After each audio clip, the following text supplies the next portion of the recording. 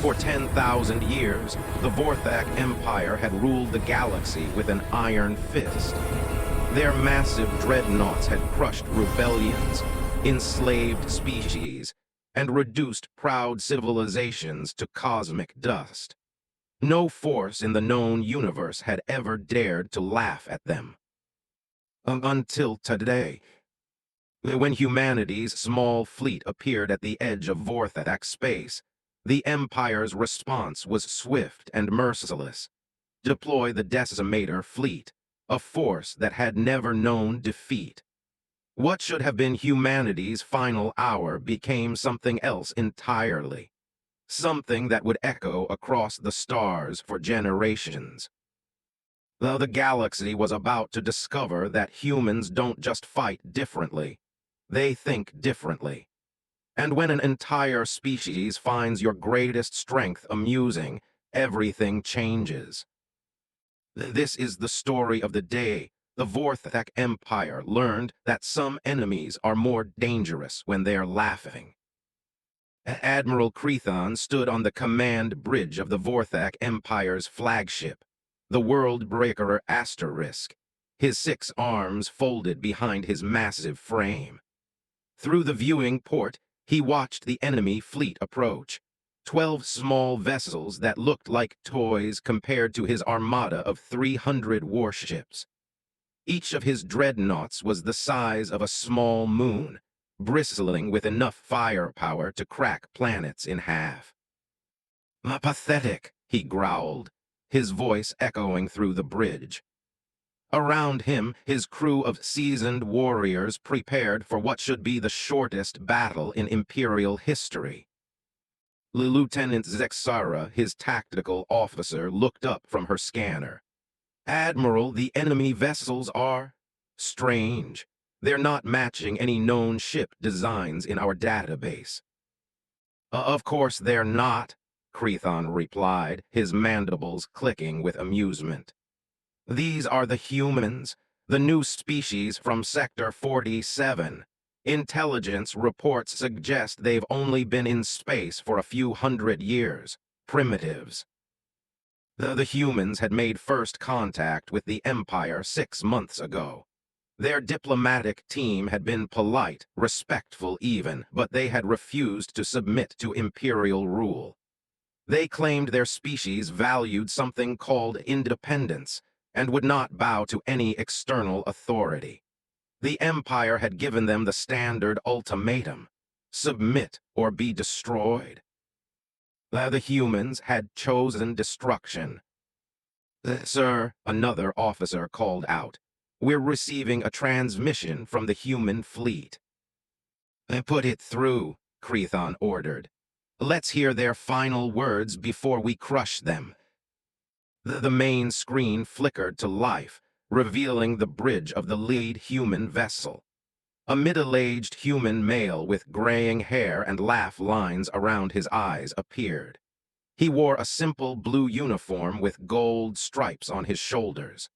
Unlike every other species the Empire had conquered, this human didn't look afraid. In fact, he appeared to be suppressing a smile.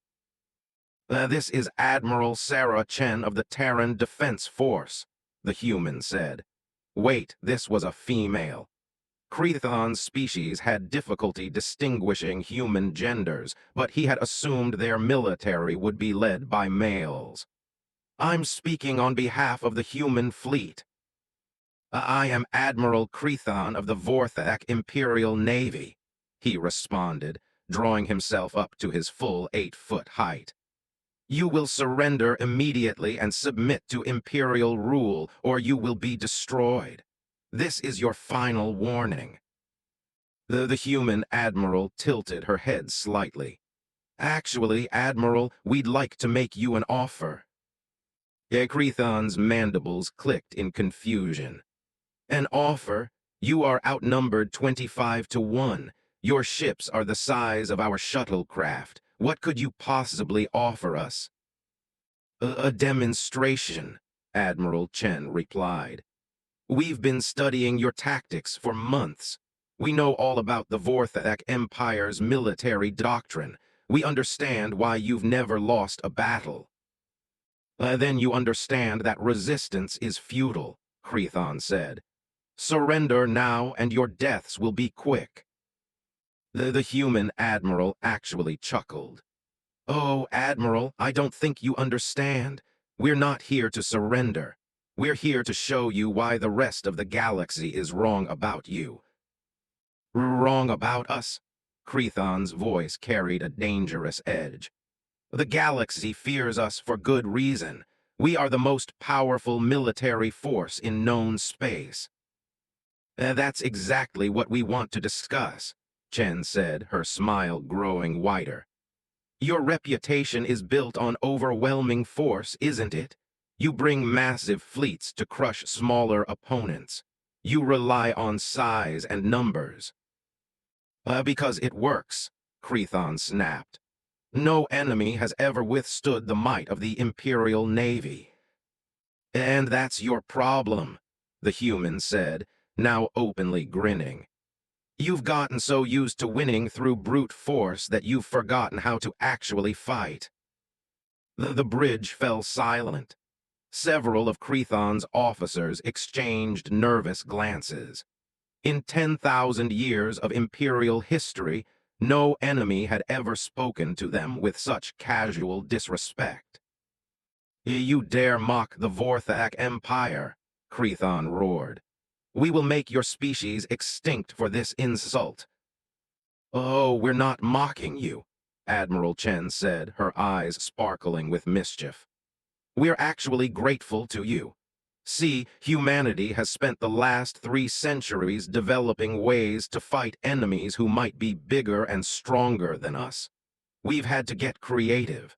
And now we get to field test our ideas against the perfect opponent, an enemy who's forgotten that size isn't everything. Lieutenant Zexara looked up from her console. Admiral, their ships are... They're moving into formation, but it's unlike anything we've seen before. They're spreading out in a wide pattern, and their energy signatures are fluctuating strangely. Crethon studied the tactical display. The human ships were indeed moving into an unusual formation. They were spacing themselves far apart, almost like they were trying to avoid fighting as a cohesive unit. It made no sense. They're trying to minimize our targeting efficiency, he mused. A desperate tactic, but ultimately useless. All units prepare for coordinated barrage.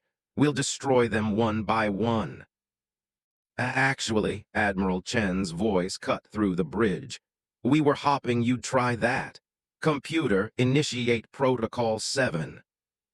On the screen, Crethon watched as the human ships suddenly changed. What had appeared to be solid vessels began to unfold and reconfigure. Within moments, each ship had transformed into what looked like a complex 3-dimensional web of smaller components, connected by thin energy beams. What in the void are they doing? Zexara whispered. The human admiral was now openly laughing. Admiral Crethon, meet humanity's newest innovation, modular fleet architecture. Each of our ships is actually composed of 50 smaller vessels connected by quantum entanglement fields. We can reconfigure our entire fleet in real time. Crethon watched in growing disbelief as the 12 human vessels became 600 smaller craft, each moving independently but somehow coordinated. The tactical display showed a cloud of fast-moving targets that seemed to dance around his much larger ships. Impossible, he breathed. No species has that level of technological coordination. You're right, Chen agreed. Most species don't, but humans have something you don't. We've spent our entire history fighting each other. We know every trick, every strategy, every way to turn weakness into strength. And we've been preparing specifically for you. The first wave of Imperial fire lanced out toward the human fleet. Massive energy beams that could vaporize cities struck at the space where the human ships had been, and hit nothing but empty vacuum. The smaller human vessels had scattered like a school of fish avoiding a predator, then immediately regrouped in a new formation. "We return fire," Chen said calmly. What happened next defied everything Crethon thought he knew about space warfare. Instead of meeting the Imperial fleet head-on, the human vessels began to move in complex patterns around the much larger ships. Their weapons weren't trying to destroy the Imperial vessels. They were targeting specific systems with surgical precision.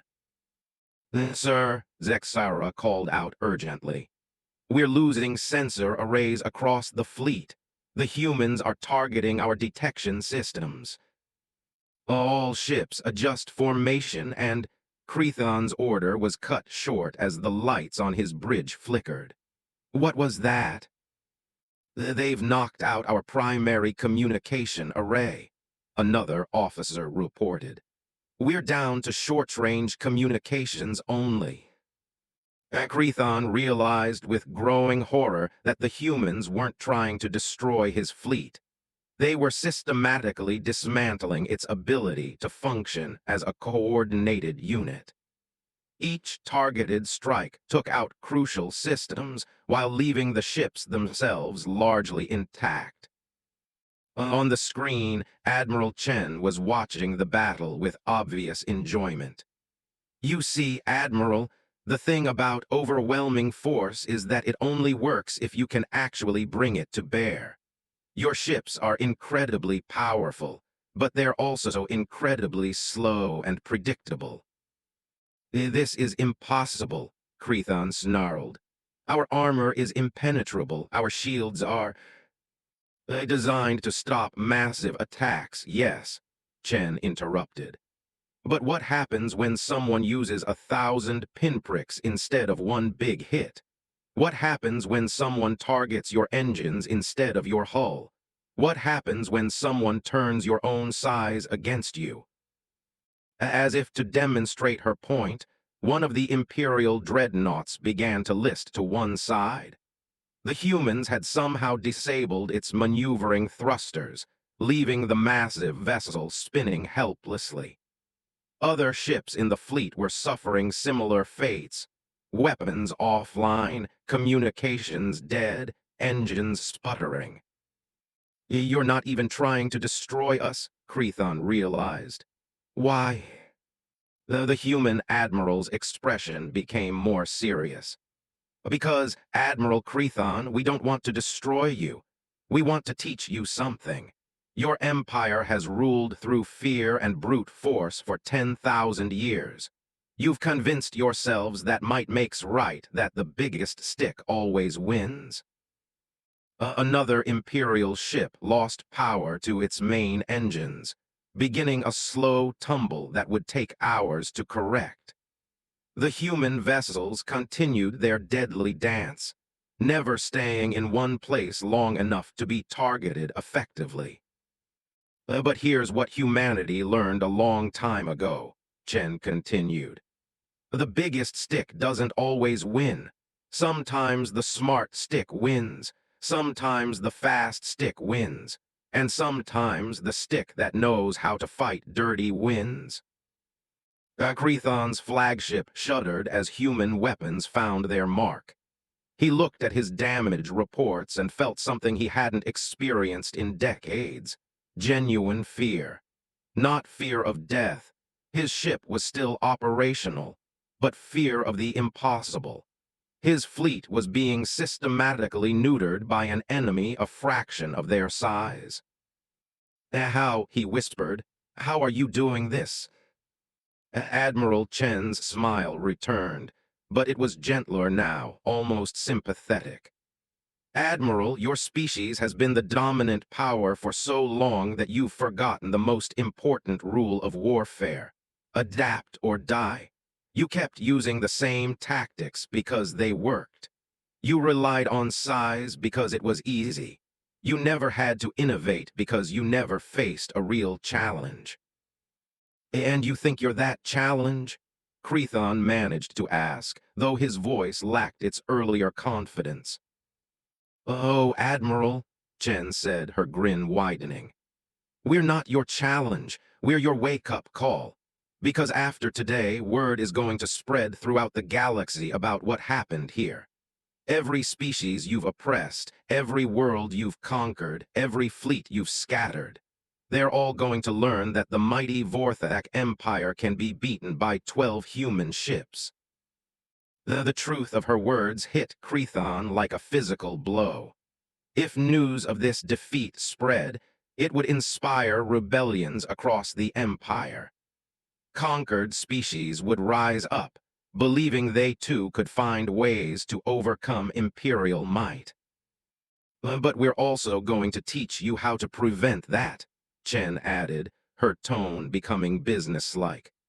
We're prepared to offer you something your empire has never had, an alliance with equals. Alliance? Crethon spat, though his heart wasn't in it.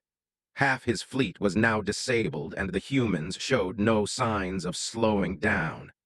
The Empire does not make alliances. We rule or we destroy. And how's that working out for you right now? Chen asked pointedly.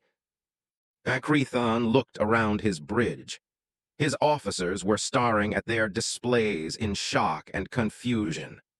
These were hardened veterans who had conquered worlds, and they were being outfought by a handful of human vessels they could barely even target. What do you want? He asked finally.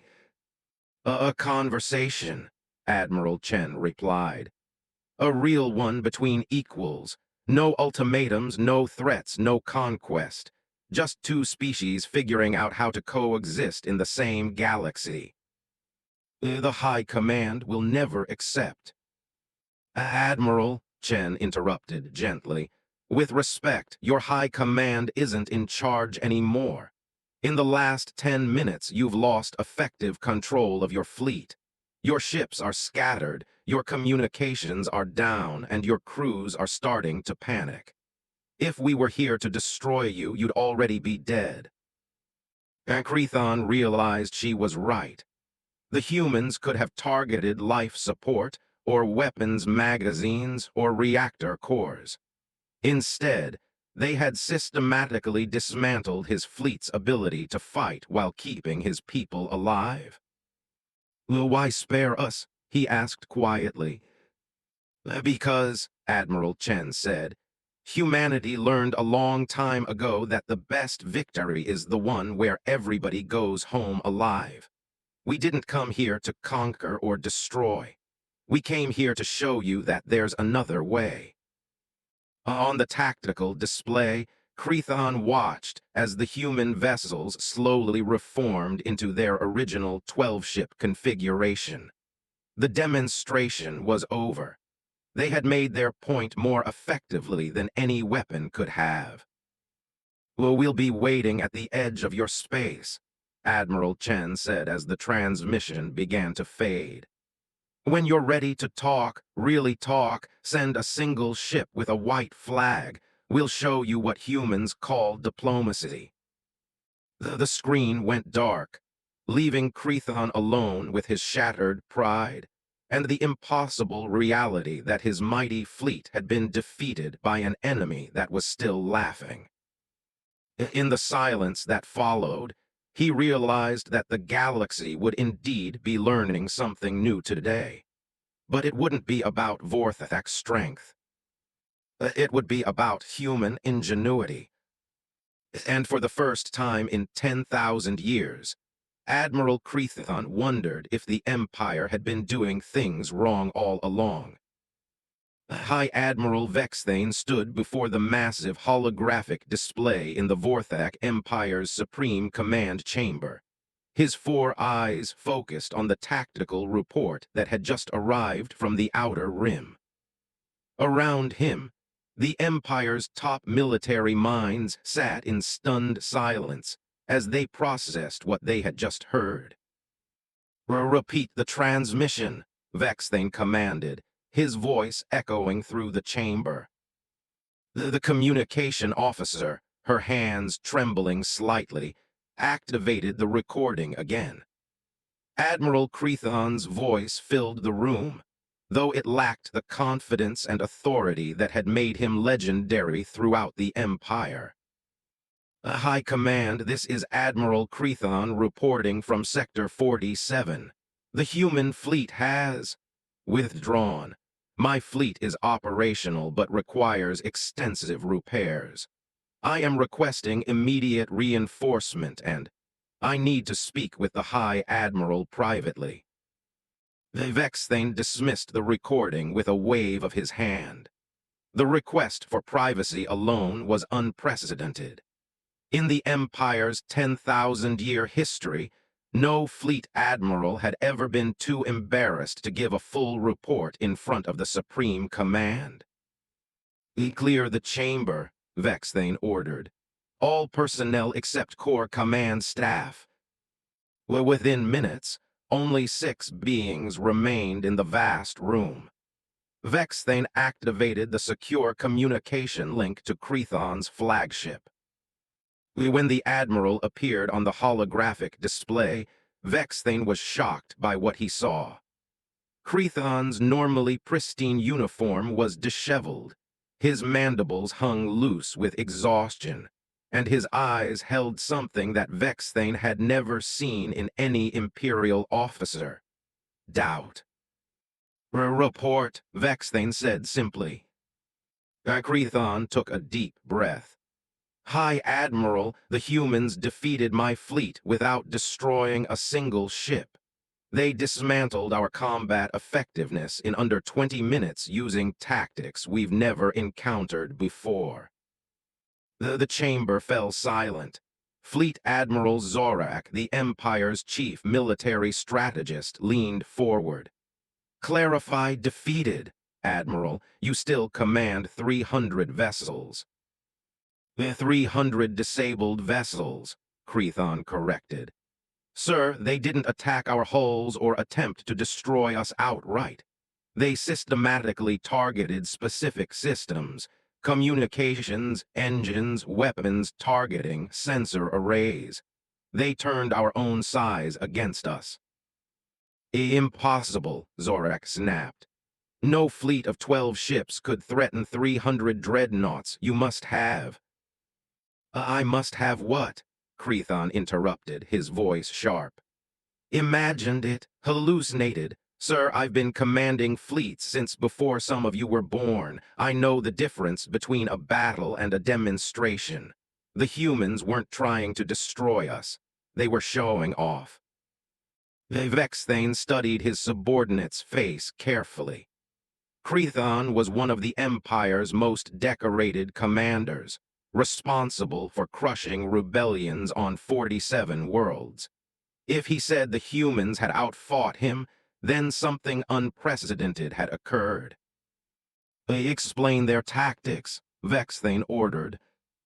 Crethon activated his own display, showing the battle data. Their ships weren't actually ships, High Admiral.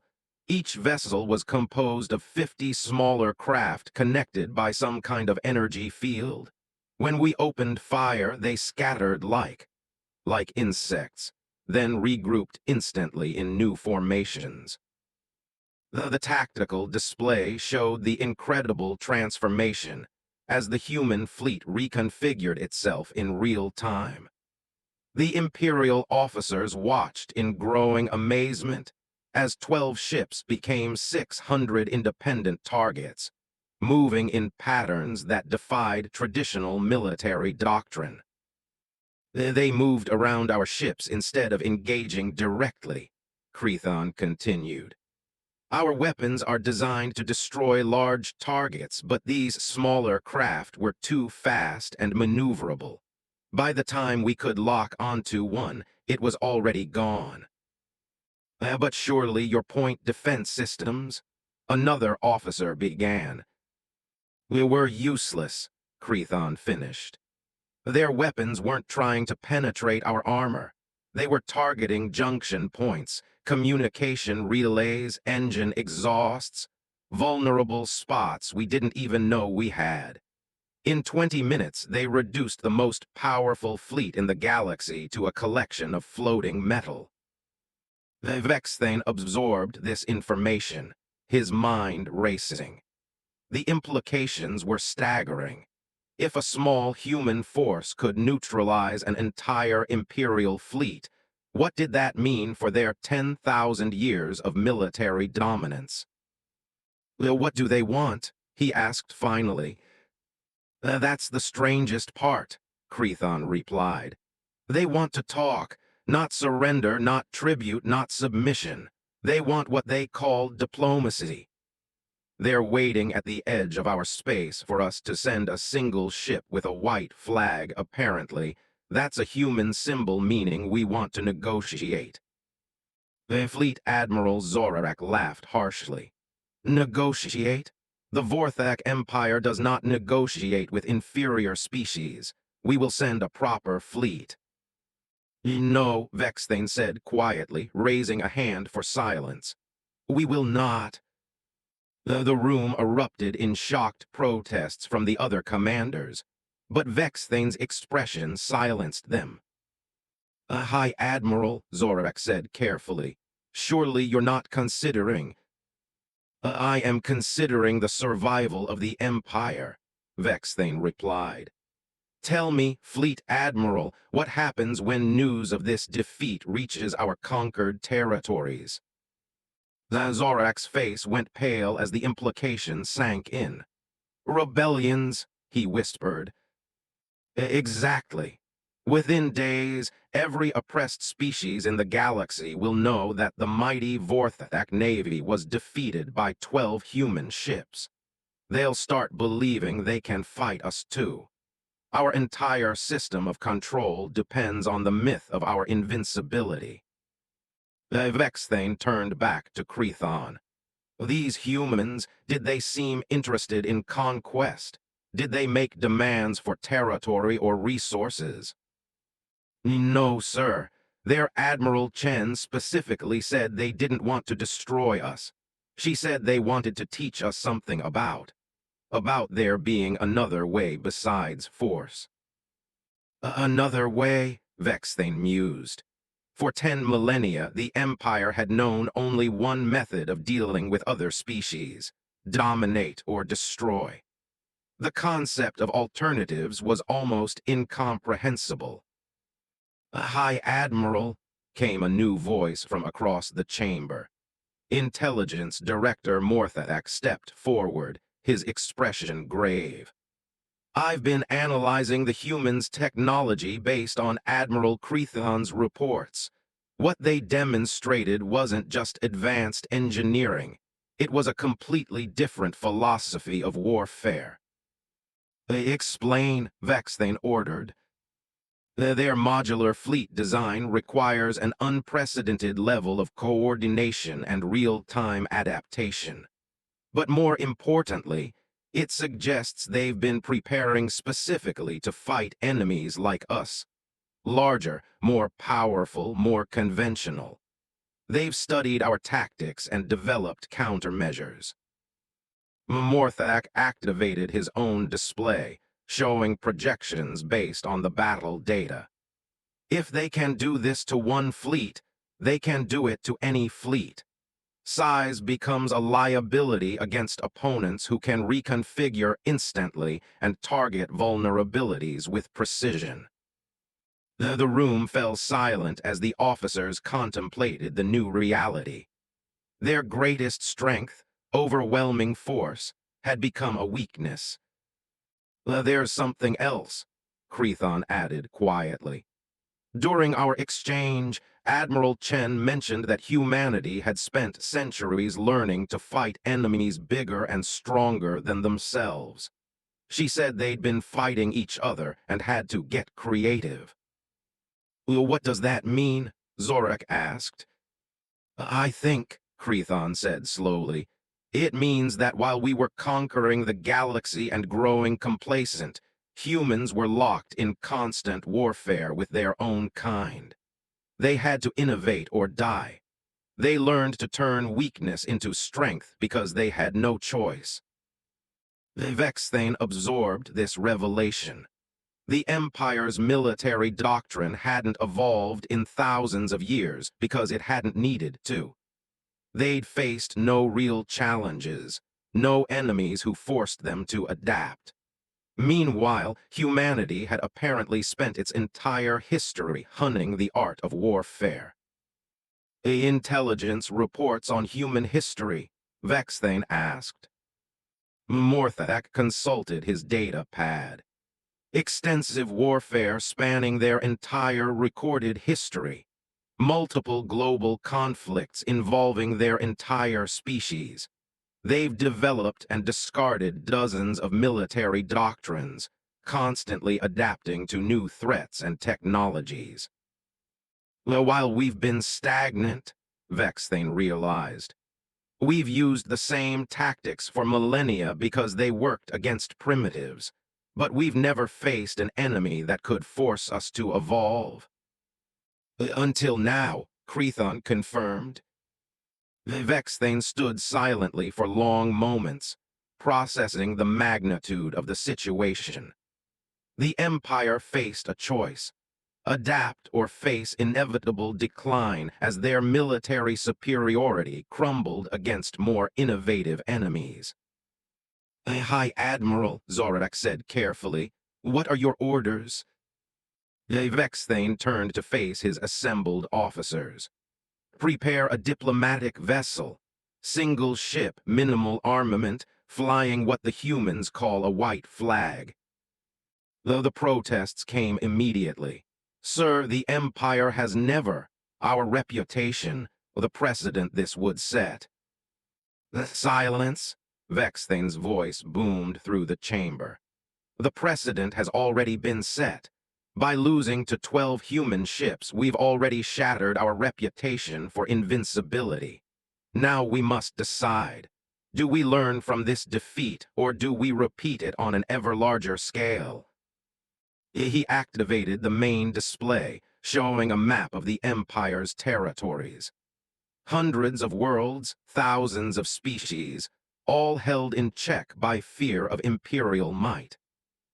Look at this map, he commanded. Every red dot represents a conquered world.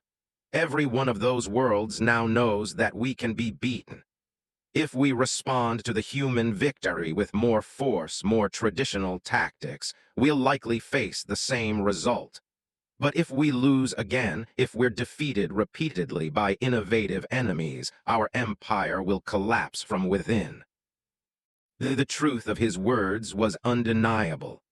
The Empire's control depended entirely on the perception of unstoppable power. Once that perception was broken, their whole system would crumble. But talking to them makes us look weak, Zorak protested. Well, we already look weak, Vexthane replied bluntly. The question is whether we learn from that weakness or let it destroy us. These humans defeated our best fleet without firing a shot in anger. They could have killed every one of our people, but they chose not to. That suggests they might actually be interested in something other than conquest. What if it's a trap? Another officer asked. Then we'll discover that, Vexthane said. But consider the alternative. If we attack them again with conventional forces, we'll likely lose again. Each defeat will inspire more rebellions. Eventually, we'll be fighting wars on dozens of fronts against enemies who think they can beat us. He paused, letting that sink in. Or we could try something the Empire has never attempted, learning from an enemy instead of destroying them. Crethon leaned forward in his display. High Admiral, there was something about Admiral Chen that troubled me. She wasn't just confident, she was amused, like this whole confrontation was entertaining to her. Entertaining? Sir, she was laughing. Not in a cruel way, but like someone enjoying a complex puzzle. As if outmaneuvering our entire fleet was just an interesting challenge rather than a life-or-death struggle. Vexthane felt a chill run through him. An enemy who found their greatest strength amusing was far more dangerous than one who feared it. Very well, he decided. I will personally lead the diplomatic mission to meet with these humans. If they truly want to talk, we'll listen. If it's a trap, at least we'll learn something about their capabilities. The High Admiral, Morthak interjected. If you're captured or killed, then the Empire will know that negotiation was attempted, Vexthane replied. And you'll be free to respond with overwhelming force. But if these humans are genuine in their offer of, what did they call it? Diplomacy, Crethon supplied. If they're genuine about diplomacy, then we might discover something more valuable than victory. Evolution. The ability to adapt instead of simply dominate. The Vexthane looked around the chamber one final time. Gentlemen, in 10,000 years, the Empire has never changed its methods because we never needed to. But stagnation, even successful stagnation, eventually leads to extinction. Perhaps it's time we learned what these humans call another way. As he left to prepare for humanity's first formal diplomatic contact with the Vorthak Empire, Vexthane couldn't shake the image of Admiral Chen's laughter. For the first time in his life, he wondered if the Empire's greatest enemies might also be their greatest teachers. The neutral zone between human and Vorthak space was empty except for two vessels. The Imperial diplomatic ship *Reconciliation and the human vessel *Olive Branch. High Admiral Vexthane stood in the airlock of his ship, studying the human vessel through the porthole. Unlike Imperial ships, which were designed to intimidate through sheer size and angular aggression, the human ship was surprisingly elegant, streamlined and organic-looking, as if it had been grown rather than built. "This strange design philosophy," observed Captain Yulthar, Vexthane's aide-de-camp. "It doesn't look like a warship at all." "Perhaps that's the point," Vexthane replied thoughtfully. "If their military vessels can disguise themselves as peaceful craft, it would explain how they achieved surprise against Admiral Crethon." The docking tube connected with a soft hiss, and moments later, the airlock cycled open. Vexthane had prepared himself to meet Admiral Chen, but the figure that stepped through surprised him. Instead of a military officer, he found himself facing a small, elderly human female with silver hair and kind eyes that seemed to hold vast depths of experience. "High Admiral Vexthane," she said in perfectly accented Vorthak, bowing slightly. "I am Dr. Sarah Martinez, humanity's first xenobiologist and currently serving as our diplomatic liaison. Thank you for agreeing to this meeting." Vexthane's mandibles clicked in confusion. "I was expecting to meet Admiral Chen." "Admiral Chen is military," Dr. Martinez replied with a gentle smile. "This is diplomacy. We thought it best to send someone whose expertise lies in understanding different forms of life rather than ending them." The casual way she spoke of ending life, as if it were simply another professional specialization, sent a chill through Vexthane. This human seemed almost grandmotherly, yet she discussed warfare as matter-of-factly as one might discuss weather. "Shall we begin?" Dr. Martinez gestured toward the conference room they had prepared. The room was deliberately neutral, with furniture designed to accommodate both species. Dr. Martinez settled into her chair with the casual ease of someone completely unintimidated by his 8-foot frame and predatory appearance. Before we begin formal negotiations, she said, pulling out a small device, I'd like to share something with you. This is a cultural exchange tool. It will help us understand each other's perspectives. She activated the device, and suddenly the air filled with what Vexthane could only describe as organized sound. It was rhythmic, melodic, and strangely compelling. Music, Dr. Martinez explained, nodding his confusion. One of humanity's universal languages. This particular piece is called Ode to Joy by a composer named Beethoven. He wrote it during a time when our species was learning that former enemies could become allies. Vexthane listened, despite himself.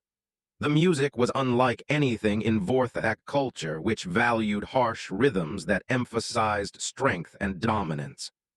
This human music seemed to celebrate something else entirely: harmony, cooperation, shared triumph. "Well, why are you playing this?" he asked. Because," Dr. Martinez said, "before we discuss politics or territory or trade agreements, I want you to understand something fundamental about humanity. We are not just warriors, Admiral. We are creators, dreamers, builders. War is something we've learned to do well, but it's not who we are." She paused the music and leaned forward slightly. "Admiral Chen's fleet didn't defeat yours through superior aggression. They succeeded through superior cooperation. Every one of those 600 small vessels was operated by beings who trusted each other completely, who could anticipate each other's actions, who thought of themselves as part of something larger." "Cooperation," Vexthane repeated slowly. The concept wasn't unknown to the Vorthak, but they viewed it primarily as a hierarchy, superior beings commanding inferior ones. The idea of equals working together by choice was more alien to him than any technology. "Let me ask you something, Admiral," Dr. Martinez said. "In your 10,000 years of galactic dominance, how many allies has the Empire made? Not subjects, not conquered territories, but genuine partners who chose to work with you because they believed you shared common goals." Vexthane considered the question and realized with growing discomfort that the answer was zero. The Empire took allies through conquest or intimidation, never through mutual interest. "None," he admitted. "And how many allies does humanity have?" "You've only been in space for a few centuries," Vexthane protested. "How could you have more allies than the Empire?" Dr. Martinez smiled and activated her device again. This time, instead of music, it projected a holographic star chart. Vexthane studied it with growing amazement. The chart showed dozens of star systems connected by trade routes, communication networks, and mutual defense pacts. 47 species, Dr. Martinez said quietly. Some are more advanced than humanity, some less so. Some are warriors, some are scholars, some are explorers. But all of them chose to work with us because we offered them something your empire never has. Which is respect, partnership, the opportunity to remain themselves while being part of something larger. She manipulated the display, showing the complex web of relationships between the allied species. When humanity first developed faster-than-light travel, we made a decision. We could follow your empire's example and conquer everyone we met, or we could try to learn from them.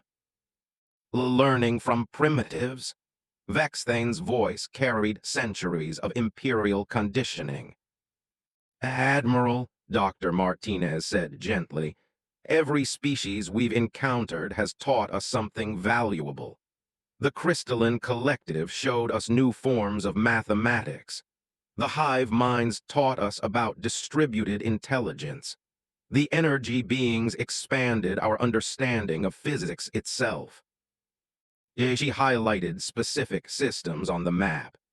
Each alliance made us stronger, not through conquest, but through knowledge. By the time we encountered your empire, we had learned from dozens of different military traditions, scientific approaches, and cultural perspectives. The implications were staggering. While the empire had been stagnating in its own dominance, humanity had been deliberately collecting knowledge and capabilities from across the galaxy. Admiral Chen's victory wasn't just human ingenuity, Dr. Martinez continued. It was 47 species working together. The modular ship design came from the Shapeshifter Coalition. The quantum entanglement fields were developed with help from the energy beings. The tactical coordination algorithms were inspired by the hive minds. Vexthane stared at the holographic display, beginning to understand the true magnitude of what the Empire faced. This wasn't just humanity. This was a vast alliance of species that had chosen cooperation over conquest. You represent 47 different civilizations, he asked. We represent 47 different perspectives on how to solve problems, Dr. Martinez corrected. And the problem we've been working on for the last several centuries is how to deal with the Vorthak Empire. They deal with us. Admiral, your empire has been expanding for 10,000 years. Eventually, you were going to encounter our alliance. We've been preparing for that meeting because we knew it would define the future of the galaxy. Dr. Martinez stood and walked to the viewport, gazing out at the stars. We studied your military doctrine, your political structure, your history. We ran countless simulations of first contact scenarios, and we reached a unanimous conclusion. Which was that the Vorthak Empire, as currently constituted, represents an existential threat to every free species in the galaxy. She turned back to face him, her expression serious. But we also concluded that the Vorthak people themselves could become valuable allies if given the opportunity. Vexthane felt a chill at her words. Are you threatening us? I'm offering you a choice, Dr. Martinez replied. The same choice we've offered every species we've encountered. Join us as equals or continue on your current path alone. And if we choose to continue alone. Dr. Martinez activated another display, this one showing tactical projections. Then eventually, you'll face the combined opposition of 47 allied species, each contributing their unique capabilities to the defense of free worlds. Admiral Chen's demonstration was deliberately limited, 12 ships using primarily human technology. Imagine facing fleets where every vessel represents the combined knowledge of dozens of civilizations. The tactical display showed scenarios that made Vexthane's blood run cold. Ships that could phase through solid matter, weapons that could target enemies across galactic distances, defensive systems that adapted in real time to any attack. The Empire's conventional approach would be useless against such diversity. But that's not what we want, Dr. Martinez said, deactivating the display. War benefits no one, Admiral. Every conflict consumes resources that could be used for exploration, research, art, the improvement of life itself. Then what do you want? We want the Vorthak Empire to evolve, she said simply. You have incredible organizational capabilities, advanced technology, and 10,000 years of administrative experience. Used properly, those assets could help govern a peaceful galaxy instead of conquering a fearful one. Vexthane was quiet for a long moment, processing everything he had learned. You're asking us to abandon everything we are. No, Dr. Martinez said firmly. I'm asking you to become everything you could be. Your people aren't naturally evil, Admiral. You've simply been trapped in a system that only values strength and dominance. But imagine what the Vorthak could accomplish if that organizational brilliance were directed toward cooperation instead of conquest.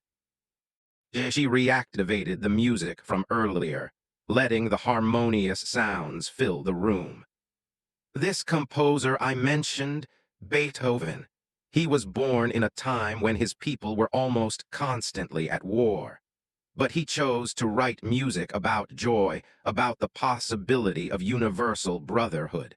He imagined a future where former enemies could celebrate together. And you think that's possible for the Empire? I think it's possible for you, Admiral. Right now, in this room, you're not the representative of a conquering empire. You're an individual capable of making choices. The question is, what kind of future do you want to choose? Vexthane looked out at the stars, thinking of the thousands of worlds under Imperial control. He thought of Admiral Crethon's defeated fleet, of the rebellions that would inevitably follow news of that defeat, of the long decline that awaited an empire that could no longer adapt. Well, what would alliance with humanity entail? He asked finally. A partnership, Dr. Martinez said immediately. Not submission, not conquest, but genuine cooperation. Your people would retain their autonomy, their culture, their pride. But you would also gain access to the combined knowledge and resources of 47 allied species. And in return, you would agree to stop conquering new worlds. Existing imperial territories could remain under Vorthak administration, but expansion through force would end. Disputes would be resolved through negotiation rather than warfare. The High Command would never accept such terms, Vexthane protested. Then perhaps it's time for new leadership, Dr. Martinez suggested quietly. Admiral, you've seen what 47 allied species can accomplish when they work together. You've seen what happens when innovation meets stagnation. The choice isn't whether the Empire will change. It's whether that change will come through evolution or revolution. She gathered her materials, preparing to leave. I'll be staying in this system for one standard week. If you decide that you want to explore the possibility of alliance, we can continue these discussions. If not, we'll respect your decision and prepare for whatever comes next. As she moved toward the airlock, Vexthane called out, Dr. Martinez, this alliance of yours, if we joined, would we be equals, truly? She turned back, smiling. Admiral, equality isn't given. It's earned through mutual respect and shared contribution. But every species in our alliance started somewhere. The question is whether the Vorthak are ready to start. After she left, Vexthane stood alone in the conference room, still hearing echoes of the human music. For the first time in his long career, he found himself imagining a future where strength came from cooperation rather than domination. The question was whether the rest of the Empire was ready to imagine it too. The Supreme Command Chamber of the Vorthak Empire had never witnessed such chaos. High Admiral Vexthane stood at the center of the room, still wearing his diplomatic uniform, as angry voices rose from every corner. The emergency session had been called immediately upon his return from the human negotiations, and the reaction from the high command was everything he had expected, and worse. Traitor! Fleet Admiral Zorak slammed his fist on the tactical display. You propose to surrender 10,000 years of imperial supremacy to a collection of primitives. I propose, Vexthane replied calmly, that we adapt to a changing galaxy rather than be destroyed by our own rigidity. Destroyed? Grand Marshal Tethvar rose from his seat, his massive frame trembling with rage. The Vorthak Empire has crushed every enemy we've ever faced. One minor setback doesn't justify abandoning our entire way of life. One minor setback? Vexthane activated the holographic display, showing the intelligence reports that had been flooding in during his absence. In the 3 days since Admiral Crethon's defeat, we've had 17 separate rebellions break out across the Outer Rim. Conquered species that haven't challenged us in centuries are suddenly convinced they can fight back. The display showed red alerts flashing across dozens of star systems. Each alert represented worlds in open rebellion, imperial garrisons under attack, trade routes disrupted by insurgent activity. A temporary problem, Zorak insisted. We'll crush these uprisings as we always have. With what ships? Vexthane demanded. Half our fleet is still undergoing repairs from their encounter with 12 human vessels. The other half is spread across thousands of worlds trying to maintain order. Meanwhile, our enemies grow bolder by the day. Intelligence Director Morthak stepped forward, his expression grim. High Admiral Vexthane is correct. Our intelligence networks are reporting coordinated uprising activities. Species that have never communicated before are suddenly sharing tactical information and rebellion strategies. Impossible, Grand Marshal Tethvar growled. Our communication monitoring systems would detect any large-scale coordination. Unless, Morthak said quietly, they're using communication methods we don't understand. Several intercepted transmissions reference something called the human promise. Apparently, word has spread that humanity is willing to share technology with species that resist imperial rule. The chamber fell silent as the implications sank in. If humanity was actively supporting rebellions across imperial space, the Empire faced not just isolated uprisings, but a coordinated campaign. They wouldn't dare, Zorak whispered. That would be an act of war. Would it? Vexthane asked. Or would it be exactly what they promised, offering an alternative to imperial rule? Remember, Dr. Martinez specifically said they represent 47 allied species. If those species are sharing defensive technologies with our former subjects, they're simply providing protection against conquest. He manipulated the display to show the full scope of the developing crisis. Look at the pattern. The rebellions aren't random. They're strategically coordinated to disrupt our supply lines and isolate our stronghold systems. This isn't desperate revolt. It's organized warfare designed to make traditional imperial responses impossible. Grand Marshal Tethvar studied the tactical display with the eye of a veteran strategist. Despite his anger, he could see the intelligence behind the rebellion pattern. Even if this is coordinated, we can still crush them individually. Overwhelming force has always worked against enemies who fought alone and used conventional tactics, Vexthane interrupted. But what if they don't fight conventionally? What if every rebellion we face uses the same modular tactics that defeated Admiral Crethon? What if our attempts to crush uprisings only create more uprisings? Then we make the cost of rebellion so high that no one dares attempt it, Zorak declared. We make examples that will terrify the galaxy into submission and prove humanity's point that we're nothing more than brutal tyrants who rule through fear. Vexthane shook his head. Admiral, every atrocity we commit will drive more species to seek human protection. We'll be creating the very alliance we seek to prevent. The debate was interrupted by an urgent communication alert. The chamber's main screen activated, showing a harried-looking captain from the Outer Rim territories. High Command, this is Captain Vordash of the Garrison Fleet in the Theta Sector. We're requesting immediate reinforcement.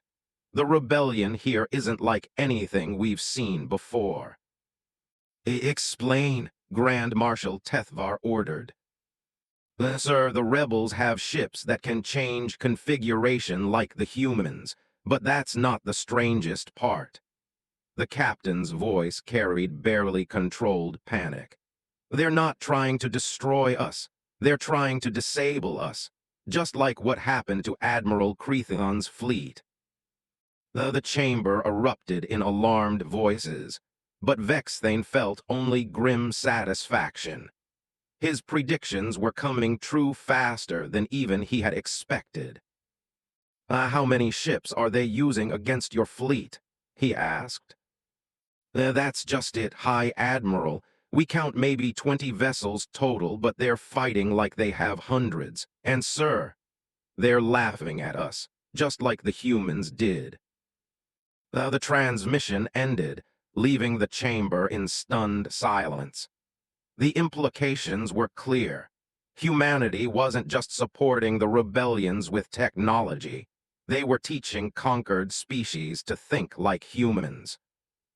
This changes nothing, Zorak said, but his voice lacked its earlier conviction. We'll adapt our tactics to counter theirs. In how long? Vexthane demanded. Decades? Centuries? While we're learning to fight like humans, they're teaching half the galaxy to do the same. By the time we adapt, we'll be facing an alliance of hundreds of species all using tactics we've never encountered. Then what do you propose? Grand Marshal Tethvar asked quietly. Vexthane took a deep breath. I propose we accept Dr. Martinez's offer of alliance, not as surrender but as evolution. You would have us bow to primitives? Zorak snarled. I would have us learn from teachers, Vexthane replied. Admiral, you've seen the tactical reports. Human methodology isn't just different, it's superior to ours in every measurable way. They defeated our best fleet while suffering 0 casualties. Their allies are now replicating that success across our territory. He activated a new display, showing the long-term projections his staff had prepared. Here's what happens if we continue on our current path. Within 6 months, we'll be fighting major rebellions on 50 worlds simultaneously. Within a year, those rebellions will have coalesced into organized resistance movements, sharing technology and tactics across the galaxy. Within 5 years, the Empire will exist only as a collection of isolated strongholds surrounded by hostile territory. The projections were devastating. Even the most optimistic scenarios showed massive territorial losses and the eventual collapse of imperial authority. But here, Vexthane continued, switching to a different projection, is what happens if we accept alliance with humanity.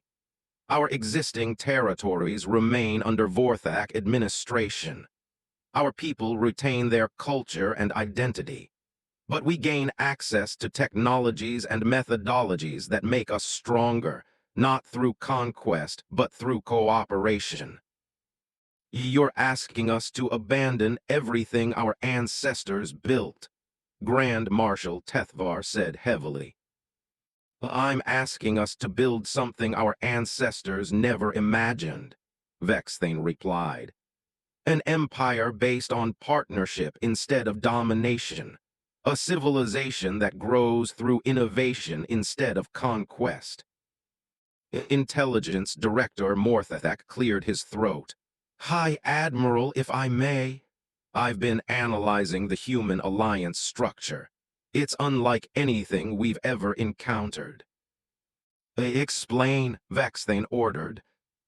Each species maintains complete autonomy within their own territories, Morthak said, activating his own display. There's no central authority forcing compliance. Instead, they have voluntary cooperation agreements for mutual defense, scientific research, and economic development. Anarchy, Zorak muttered. Organized cooperation, Morthak corrected. And it's remarkably effective. They've achieved technological advances in decades that have taken us centuries. Their economic growth far exceeds ours despite having smaller individual territories. And their military coordination, as we've seen, is superior to our hierarchical command structure. Because they want to work together, Vexthane realized. They're not forced into cooperation by conquest. They choose it because they see mutual benefit. Another communication alert interrupted the discussion. This time, the message came directly from Dr. Martinez's ship, still waiting at the edge of Vorthak's space. High Admiral Vexthane, her gentle voice filled the chamber. I hope your discussions are going well. I wanted to inform you that we've received communications from several species within your territory requesting assistance in establishing their independence. We've told them that any decisions regarding Imperial territory must be made through official channels. She paused, and when she continued, her tone carried a subtle warning. However, I should mention that our offer of alliance expires in 4 days. After that, we'll be obligated to respond to requests for assistance according to our established policies regarding species seeking liberation from oppressive regimes. The transmission ended, leaving the chamber in tense silence. They're giving us an ultimatum, Zorak said grimly. They're giving us a deadline, Vexthane corrected. 4 days to decide whether we want to be their partners or their problem. Grand Marshal Tethvar stood slowly, his expression thoughtful. High Admiral, you've served the Empire faithfully for over a century. Your loyalty has never been questioned. So when you tell us that alliance is our only path to survival, I must take that seriously. Thank you, Grand Marshal. But I need to understand something, Tethvar continued. If we accept this alliance, what becomes of the Vorthak military? What becomes of our proud warrior tradition? Vexthane smiled grimly. We become better warriors, Grand Marshal. We learn to fight smarter instead of just harder. We discover what true strength looks like when it's enhanced by intelligence rather than limited by pride. And if the alliance proves to be a trap, if the humans decide to subjugate us once we've lowered our defenses, then we'll face that threat as it comes, Vexthane replied. But consider the alternative. If we refuse alliance and continue losing ground to human-supported rebellions, we'll eventually be too weak to resist subjugation anyway. At least this way, we maintain some control over our destiny. The chamber fell silent, as each officer contemplated the impossible choice before them. After 10,000 years of unquestioned dominance, the Vorthak Empire had been reduced to choosing between evolution and extinction. Finally, Grand Marshal Tethvar spoke for them all. "High Admiral, you have my authorization to accept the human alliance. May our ancestors forgive us for what we're about to become. May our descendants thank us for what we chose to become," Vexthane replied quietly. As he prepared to return to Dr. Martinez's ship, Vexthane couldn't help but wonder if the Empire was ending, or if it was finally beginning to grow up. 5 years after the historic first contact between humanity and the Vorthak Empire, Admiral Sarah Chen stood on the observation deck of the Joint Research Station orbiting Kepler 442b. Through the massive viewport, she watched an extraordinary sight. Vorthak and human engineers working side by side to construct what would become the galaxy's first truly integrated starship design. The vessel under construction was massive, larger than any traditional Imperial dreadnought, but it moved with the fluid grace of human engineering. Modular sections could reconfigure in real time, while Vorthak-designed armor plating provided unprecedented protection. It represented everything the Alliance had accomplished: the marriage of human innovation with Vorthak organizational excellence. "Admiral Chen," came a familiar voice behind her. She turned to see High Admiral Vexthane approaching, now wearing the distinctive blue and silver uniform of the Alliance Joint Command. His bearing still carried the authority of his imperial past, but something fundamental had changed in his demeanor. Where once there had been rigid certainty, now there was curious flexibility. "The High Admiral," Chen replied warmly, "come to check on our latest project." "Actually, I came to deliver news," Vexthane said, his mandibles clicking in what Chen had learned was the Vorthak equivalent of a smile. "The hegemony of worlds has agreed to join the Alliance." Chen's eyes widened. The hegemony represented one of the galaxy's most militaristic civilizations, a confederation of warrior species that had rivaled the old Vorthak Empire in their dedication to conquest. "That brings us to 63 member species," she said, shaking her head in amazement. "When we started this alliance, I never imagined it would grow so quickly." "Neither did I," Vexthane admitted. "But then, 5 years ago, I never imagined the Vorthak Empire would voluntarily transform itself into something unrecognizable." Chen studied her colleague's expression. "Do you ever regret it, the decision to join us?" Vexthane was quiet for a moment, gazing out at the construction site. "Do you see that ship being built out there, Admiral?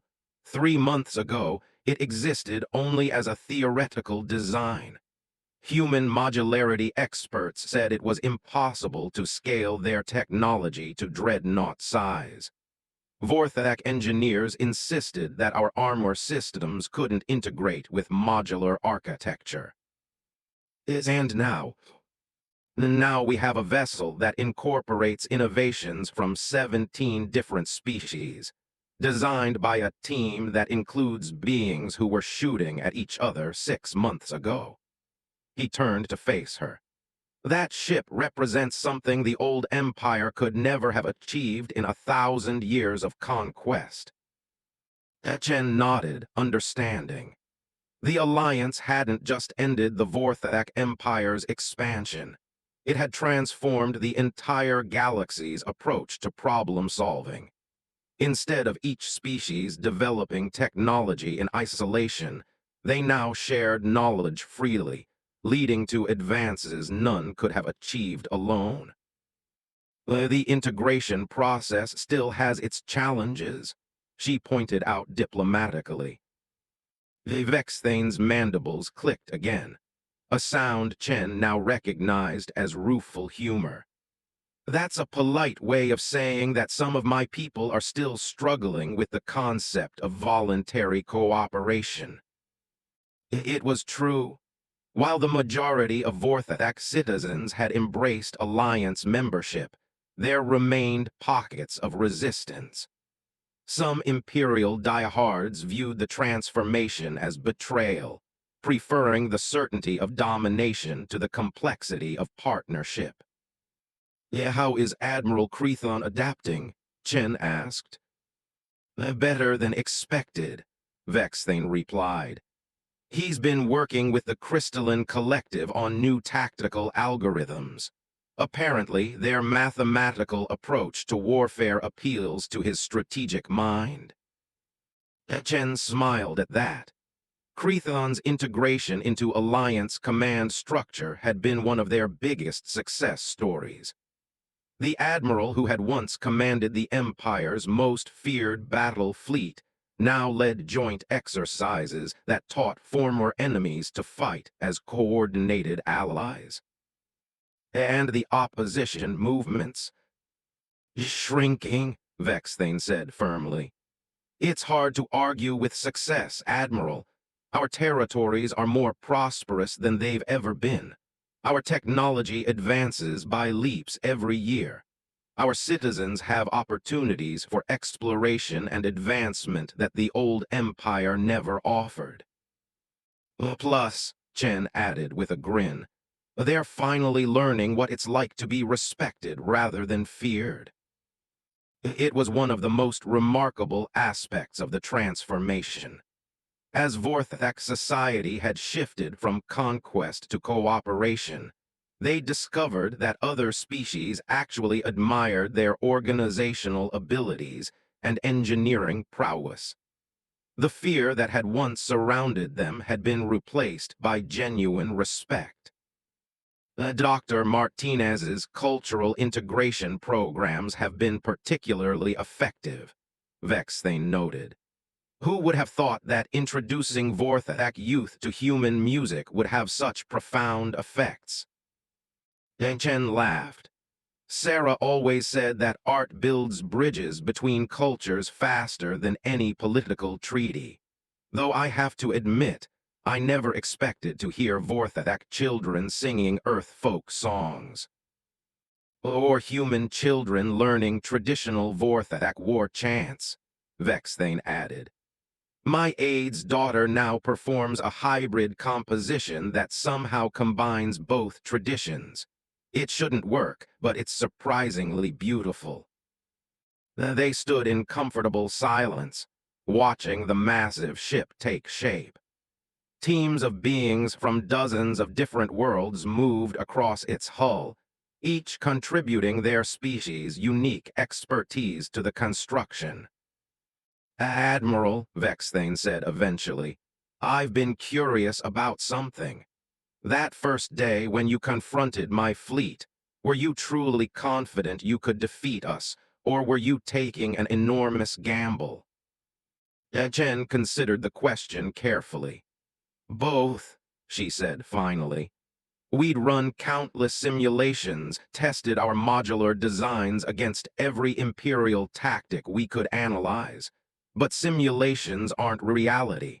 There's always the chance that you might have surprised us. Then why risk it? Why not simply avoid Vorthak space entirely? Because avoiding the problem wouldn't have solved it, Chen replied. Your empire was expanding toward our territories. Eventually, we would have faced you anyway. Better to meet on our terms than wait for you to choose the time and place. But you could have simply destroyed us, Vexthane pointed out. Your technology was clearly superior. Why offer alliance instead of conquest? Chen turned to face him directly. Because, High Admiral, humanity learned something a long time ago that your empire never had the chance to discover. Which was, that victory without understanding is just postponed defeat. If we'd simply destroyed your fleet, others would have risen to take your place. The galaxy would have remained divided between conquerors and conquered. But by showing you a different way, by proving that cooperation could achieve what conquest never could, we changed the fundamental equation. She gestured toward the construction site. Look what we've accomplished together. That ship out there isn't just a technological marvel. It's proof that former enemies can become genuine partners. And the other species, the ones who were too afraid to resist the Empire but too proud to join voluntarily. They saw what happened when the mighty Vorthak Empire chose cooperation over conquest, Chen said. If the galaxy's most powerful military force could benefit from alliance, then perhaps they could too. A soft chime indicated an incoming transmission. Dr. Martinez appeared on the communications screen, looking slightly older, but no less energetic than she had 5 years ago. Sarah Vexthane, she said warmly. I have wonderful news. The synthesis project has achieved another breakthrough. The synthesis project was Dr. Martinez's ambitious attempt to create a unified translation system that could facilitate communication between all Alliance species simultaneously. Given the diversity of languages, thought patterns, and even sensory modalities among member species, it had seemed impossible. Tell us, Chen prompted. We've successfully integrated quantum pattern recognition with bioempathic resonance fields, Dr. Martinez explained, her excitement evident. The new system doesn't just translate words. It translates concepts, emotions, even cultural context. Vexthane leaned forward with interest. What does that mean practically? It means that when a hive mind speaks of collective consciousness, other species won't just hear the words. They'll experience a shadow of what collective consciousness actually feels like to a hive mind. When humans talk about individual freedom, the concept will carry emotional resonance even for species that don't naturally think in terms of individualism. Chen whistled softly. True conceptual translation would revolutionize diplomatic relations throughout the galaxy. The number of conflicts that arose from simple misunderstanding was staggering. Well, when will it be ready for general deployment? She asked. The initial testing begins next month, Dr. Martinez replied. If successful, we could have galaxy-wide implementation within 2 years. After the transmission ended, Chen and Vexthane returned to watching the ship construction. The implications of Dr. Martinez's breakthrough were enormous. True understanding between radically different forms of life would accelerate alliance growth exponentially.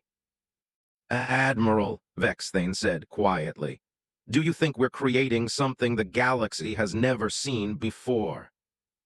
I know we are, Chen replied. For the first time in recorded history, we have a galactic civilization based on voluntary cooperation rather than conquest or domination. We're proving that diversity is a strength rather than a weakness. And the risks. Surely such rapid expansion and integration carries dangers. Chen nodded soberly. There are always risks when you try something new. Some member species might develop conflicts we can't mediate. Others might attempt to use alliance resources for aggressive expansion. We might encounter hostile forces from outside our galaxy.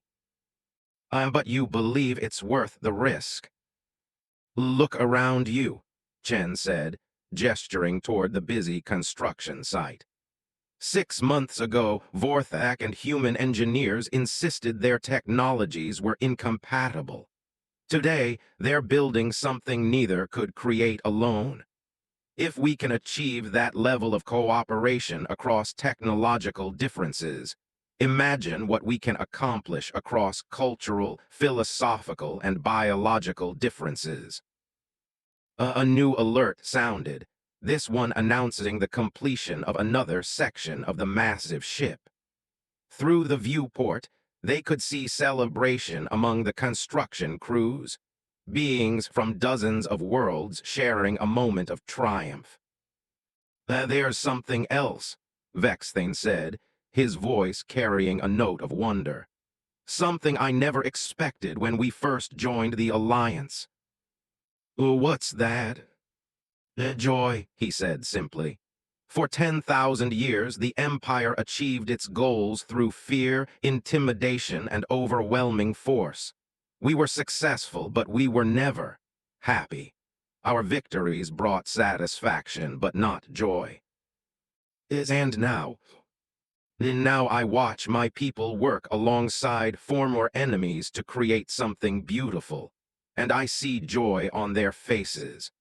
They're proud of their contributions not because they've conquered something, but because they've built something.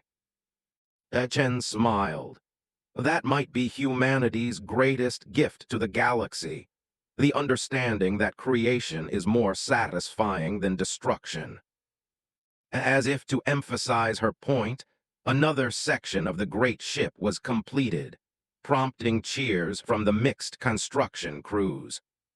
The vessel was beginning to resemble Dr. Martinez's early sketches, a fusion of elegant human curves and imposing Vorthak angles, studded with technological innovations from across the galaxy. What will you name it? Chen asked. The crews have already chosen, Vexthane replied, his mandibles clicking with amusement. They're calling it the New Dawn. Chen nodded approvingly.